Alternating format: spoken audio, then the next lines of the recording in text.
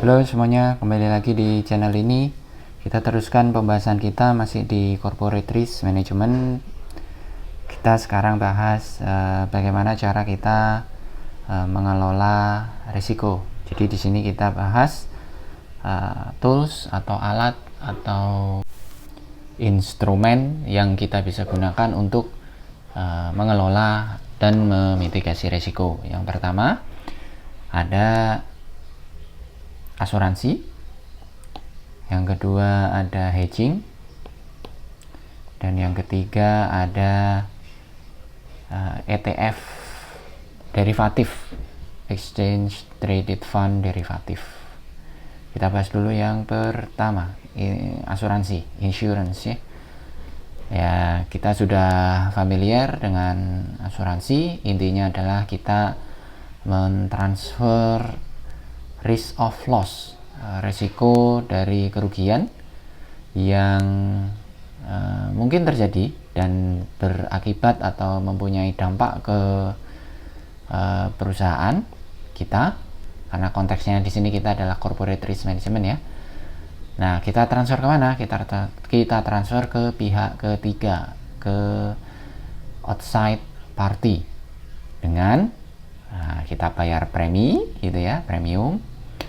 Terus kemudian keputusan untuk mengambil atau membeli premi asuransi atau tidak itu dilaksanakan berdasarkan ini trade off. Jadi diperhitungkan antara premi yang dibayarkan, cost dari insurance tadi ya, dibandingkan dengan benefit yang akan diperoleh dengan adanya asuransi, atau benefit ketika kemungkinan kerugian itu dialihkan ke pihak asuransi ya, avoiding expected loss karena sudah ditransfer ke insurance company.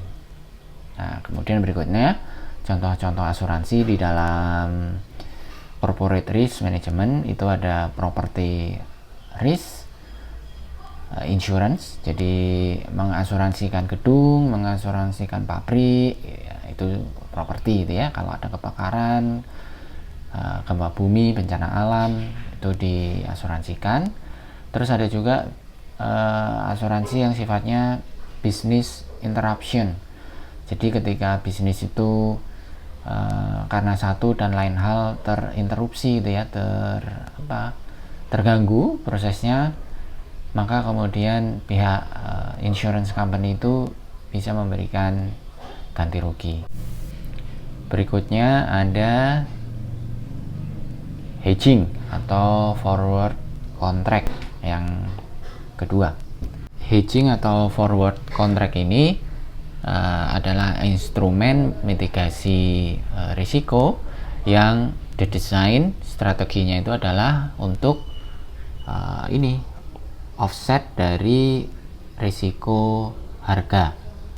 Jadi bahasa sederhananya adalah kita ingin mengurangi atau kalau bisa semaksimal mungkin menghilangkan gitu ya risiko karena kenaikan harga maupun penurunan harga.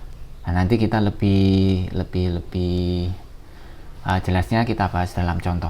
Jadi misalnya kita punya barang, terus kemudian kita takut barang kita tadi itu, komoditas kita itu di masa depan harganya turun, maka kemudian kita bisa hedging supaya harga komoditas kita itu nanti di masa depan tetap tinggi.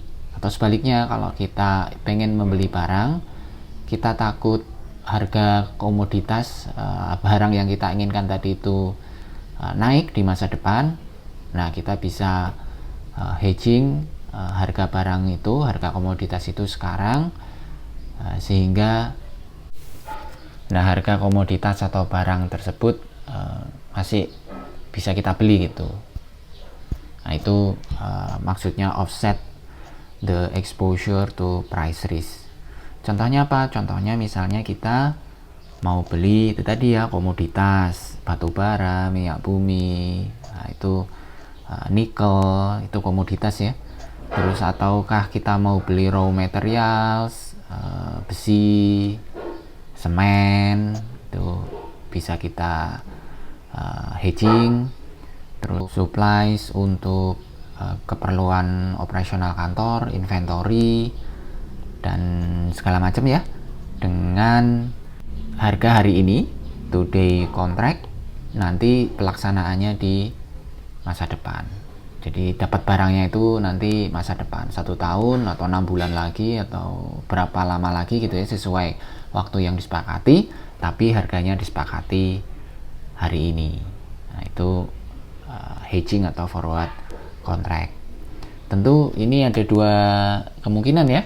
Kemungkinan pertama adalah menguntungkan, favorable, ketika misalnya harga di masa depan itu akan jadi lebih tinggi. Misalnya kita pakai contoh Garuda lagi, kita butuh aftur. Hari ini aftur 1 barel misalnya itu $100. Di masa depan kita punya prediksi nanti harga aftur itu 1 barel akan naik jadi $130. Nah, kalau naik jadi $130, biaya beli aftur Garuda kan akan membengkak. Maka kemudian Garuda bisa melakukan hedging atau forward contract dengan membeli misalnya aftur 1 tahun lagi sebanyak misalnya 1000 barel. Per barelnya itu disepakati harganya misalnya itu $110. Maka akan menjadi favorable bagi Garuda ketika misalnya 1 tahun lagi harganya benar $130 per barel, karena si Garuda sudah beli per barelnya sebesar $110. Itu favorable. Unfavorable ya kebalikannya ya. Misalnya tadi masih pakai contoh Garuda, tadi diperkirakan misalnya harga afturnya $130 per barel aftur. Terus kemudian di hedging $110. Tetapi kenyataannya misalnya harga aftur itu jadi $90 gitu. Lebih rendah. Maka ini yang disebut dengan unfavorable hedging. Jadi beli hedging yang $110 itu ya nggak ada gunanya, karena beli di market juga dapat $90. Nah, itu unfavorable ya, karena future price lower. Nah, itu akan kita diskusikan lebih detail lagi di ini, position. Jadi position ini adalah posisi yang kita pilih ketika kita membeli hedging atau forward contract. Jadi ada 2 tuh posisinya, apakah kita mengambil posisi long atau kita mengambil posisi short. Long itu artinya adalah kita membeli hak untuk membeli komoditas. Tadi Garuda butuh aftur untuk operasionalisasinya kan, 6 bulan lagi atau 1 tahun lagi. Nah, Garuda dalam kontrak hedging itu dikatakan mengambil posisi long. Jadi dia membeli hak untuk membeli komoditas di masa depan dengan harga yang disepakati hari ini. Nah, kalau di grafik long position itu jadinya seperti ini. Nah, kita ambil contoh Garuda lagi ya. Misalnya Garuda butuh aftur atau oil, ini harga hari ini itu $100 per barel. Nah, kemudian perusahaan ingin tetap membeli aftur ini misalnya 1 tahun ke depan dengan harga tetap masih $100 per barel. Maka perusahaan bisa mengambil forward kontrak yang posisi rugi atau untungnya, profit atau lossnya itu kita bisa lihat di grafik. Jadi membacanya seperti ini. Misalnya harga di masa depan atau 1 tahun lagi tadi ya, ini 1 tahun lagi ini harganya 100, maka posisi long position yang diambil oleh Garuda itu profitnya 0 karena ya harganya 100, di hedging 100 sama dengan kan 0. Tapi ketika harga di masa depan atau 1 tahun lagi ini 130, maka keuntungan atau profit dari Garuda dengan mengambil long position itu adalah ini ya, 130 ya, posisinya adalah profit sebesar berapa nih, $30. Jadi dari harga $130, harga 1 tahun ke depan itu kita sudah beli, Garuda sudah beli 100, jadi profit 30. Tapi ketika harga di 1 tahun lagi itu, 1 tahun ke depan itu harganya cuman misal nih 90, maka Garuda akan rugi sebesar $10 ya. Jadi harganya cuman 90, tetapi kita kontrak untuk bisa beli 100, jadi rugi 10. Nah, ini kalau dibuat grafik profit and loss-nya jadi seperti ini.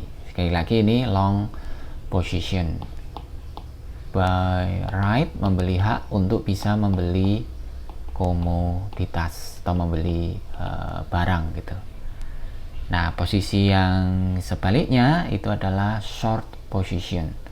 Short position itu kita menjual hak untuk bisa menjual komoditas atau untuk menjual barang.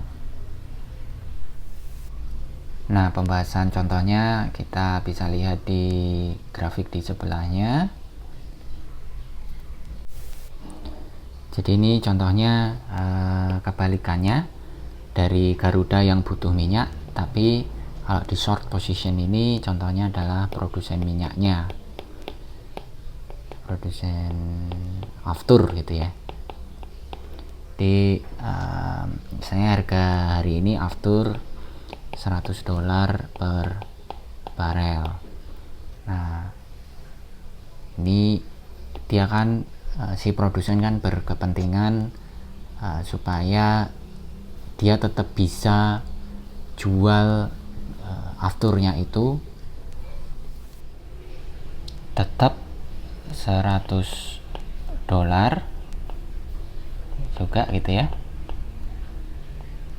di masa depan atau katakan periodenya 1 tahun mendatang. Nah, ini grafik profit and loss-nya kita bisa lihat ketika misalnya harga aftur itu menjadi 1 tahun lagi nih ya, menjadi katakan 90. Nah, dengan menjual hedging, short position tadi kan menjual hak untuk menjual komoditas ya. Dengan menjual hedging dengan posisi short sebesar 100, maka si produsen ini untung sebesar $10 ya, karena harga di masa depan cuman 90, dia tetap bisa menjual dengan harga 100. Nah, itu posisinya ada di sini. Ini harganya di masa depan 90, untung 10. Tapi sebaliknya, ketika misalnya harga di masa depan 1 tahun lagi ini itu harganya 130 dolar, si produsen aftur sudah ngambil posisi short di hedging dengan dia mau menjual seharga 100 dolar. Maka di sini justru dia rugi 30. Karena kalau dia jual di market, di pasar itu laku 130, tapi dia kadung udah berjanji akan menjual seharga 100. Jadi dia rugi 30. Nah, ini grafiknya ada di sini. Ini 130 dolar harganya, padahal dia sudah tadi berjanji untuk jual hanya 100, jadi rugi 30. Ini rugi 30 ya. Nah, ini short position. Nah, dari penjelasan itu kita harus simpulkan nih, berarti apa limitasinya, apa kekurangannya ketika kita mengambil kontrak hedging atau kontrak forward ini. Limitasi yang pertama adalah pihak yang berkontrak di dalam hedging atau kontrak forward ini terekspos atau terancam dengan kredit atau default risk. Kredit atau default risk ini adalah ketika pihak lawan kita itu ternyata tidak bisa menunaikan atau tidak bisa menyelesaikan kewajibannya. Misalnya Garuda mengambil posisi long forward dengan berhak membeli aftur seharga 100 dolar per barel, berapapun harga di masa depan, kan gitu ya, future price. Nah, Garuda itu terekspos credit risk atau default risk dari lawannya. Lawannya adalah yang berkewajiban untuk menyerahkan aftur dengan harga 100 dolar per barel ini di masa depan, misalnya 1 tahun lagi gitu. Bisa jadi si pihak lawannya ini atau pihak yang berkontrak dengan Garuda ini tidak bisa menyerahkan aftur dengan harga 100 dolar per barel, artinya dia default gitu ya, ingkar janji. Nah, kalau sudah seperti ini ya nggak jalan forward kontraknya, hedgingnya gitu. Itu yang disebut dengan terekspos kredit atau default risk dari pihak lawan kontrak. Terus kemudian berikutnya limitasinya itu fully systematic information, sharing strategic information. Ini maksudnya adalah antara Garuda dan misalnya pihak yang menjual hedging, katakanlah itu produsennya misalnya Shell gitu ya, itu mereka sama-sama tahu nih informasi tentang aftur 1 tahun lagi itu kira-kira naik atau turun gitu. Nah, kalau mereka sama-sama punya systematic information tentang harga aftur 1 tahun lagi, ya bagaimana bisa bersepakat untuk melakukan kontrak forward. Misalnya Garuda tahu kalau 1 tahun lagi harga minyak itu akan naik 130. Shell juga tahu akan naik 130. Nah, kalau sama-sama tahu di masa depan akan naik, Garudanya mau beli dengan kontrak 100, tapi Shell-nya kan nggak mau, karena dia tahu nanti di masa depan ini harganya 130. Kalau dia masuk forward kontrak dengan Garuda 100, dia akan rugi. Nah, karena masing-masing pihak tahu systematic information ini, jadinya kontrak sulit dilaksanakan atau sulit didapatkan gitu. Nah, Garuda mau beli tapi nggak ada yang mau jual gitu. Nah, itu yang disebut dengan fully systematic information. Nah, itu yang kemudian terjemahkan ke yang limitasi ketiga, bagaimana kemudian menghitung atau menentukan market value dari kontrak. Kalau ini ada hubungannya dengan yang kedua ini, kalau sesama pihak ini saling mengetahui the best estimation di masa depan itu harga komoditas akan menjadi naik atau turun, dan naik turunnya itu seberapa banyak. Terus market value-nya gimana untuk menentukannya. Karena ini hanya itu tadi ya, antara dua pihak saja. Tergantung persepsi, asumsi, perkiraan, prediksi dari dua pihak ini saja. Market value-nya susah terbentuk. Nah, demikian pembahasan kita di hedging atau forward contract. Nanti kita teruskan dengan ETF dari Fatif.